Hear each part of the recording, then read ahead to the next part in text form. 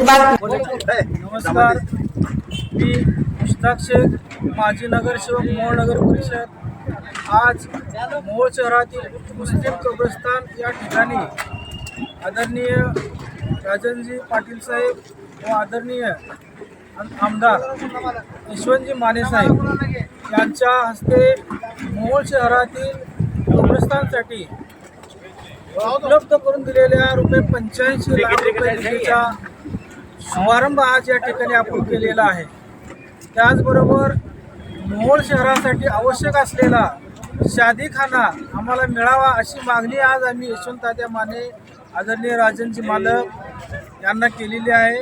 तसेच मोहोळ शहरातील वाढीव भागात एक अजून कब्रस्तान व्हावं, कारण 4 किलोमीटरपासून येथील लोकांना इथे यावं लागतं।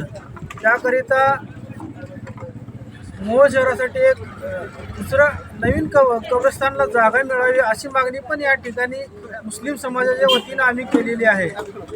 यापूर्वी आमचे नेते आदरणीय राजनजी पाटील यांना मानणारा मुस्लिम वर्ग या मोहोळ शहरात व मोहोळ तालुक्यात आहे। आम्ही सर्वजण आदरणीय मालक आणि आदरणीय तात्यांच्या मार्गदर्शनाखाली काम करतो आणि त्यांच्याच पाठीमागे राहू अशी ग्वाही या ठिकाणी देत आहे। आज कोणकोणत्या विकास कामाचं उद्घाटन समारंभ? कब्रस्तान मधील अंतर्गत रस्ते असतील, वजूखाना असेल,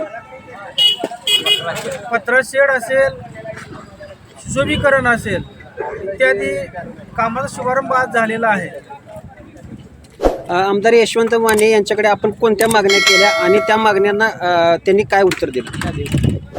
आदरणीय यशवंत तात्या माने आदरणीय राजनजी मालक यांच्याकडे आम्ही आज मुस्लिम समाजासाठी शादीखाना आवश्यक आहे अशी मागणी केलेली आहे। त्याचबरोबर वाढीव भागात एक नवीन कब्रस्तानसाठी जागा मिळावी अशी मागणी देखील या ठिकाणी आम्ही आज केलेली आहे। व या दोन्ही मागण्यापैकी एक मागणी आदरणीय तात्यांनी शादीखान्यासाठी रुपये 1 कोटीचा निधी याच कार्यक्रमात जाहीर करून आम्हा सर्वांना निधीची उपलब्धता करून दिलेली आहे। त्याबद्दल आम्ही आदरणीय तात्यांचं मनपूर्वक आभार मानतो, आदरणीय मालकांचं मनपूर्वक आभार मानतो। आजच आपल्या लक्षवेध न्यूज नेटवर्क या चॅनलला सबस्क्राईब करा, व्हिडिओला लाईक करा।